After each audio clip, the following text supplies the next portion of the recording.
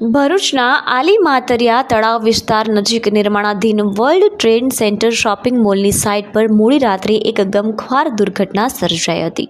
ચોમાસાના પ્રથમ વરસાદ દરમિયાન આ નિર્માણાધીન મોલની એક ભારેખમ કમ્પાઉન્ડ વોલ અચાનક બાજુમાં આવેલા મકાન પર ધરાશાયી થઈ ગઈ હતી। આ અકસ્માત સમયે ઘરમાં સૂઈ રહેલા એક જ પરિવારના 4 સભ્યો કાટમાળ નીચે દબાયા હતા, જેમાં પિતા અને પુત્રનું કમકમાટીભર્યું મોત નીપજ્યું હતું, જ્યારે પરિવારની 2 મહિલાઓ ગંભીર રીતે ઇજાગ્રસ્ત થતા તેમને સારવાર અર્થે હોસ્પિટલે ખસેડવામાં આવી છે। ઘટનાની જાણ થતાં જ ફાયર બ્રિગેડની ટીમ તાત્કાલિક સ્થળ પર દોડી આવી હતી અને સ્થાનિક લોકોની મદદથી કાટમાળમાં ફસાયેલા લોકોને બહાર કાઢ્યા હતા। પ્રથમ વરસાદથી જ ભરૂચ શહેરમાં ગમગીનીનો માહોલ સર્જાયો હતો, ત્યારે આ ભયાનક દુર્ઘટનાને નિર્માણાધીન સાઇટ પર રખાતી સુરક્ષા વ્યવસ્થા સામે અનેક સવાલો ઊભા કર્યા છે। સ્થાનિકોમાં ચર્ચા છે કે આ હોનારત પાછળ માત્ર કુદરતી આફત જવાબદાર છે કે પછી બિલ્ડરની ઘોર બેદરકારી।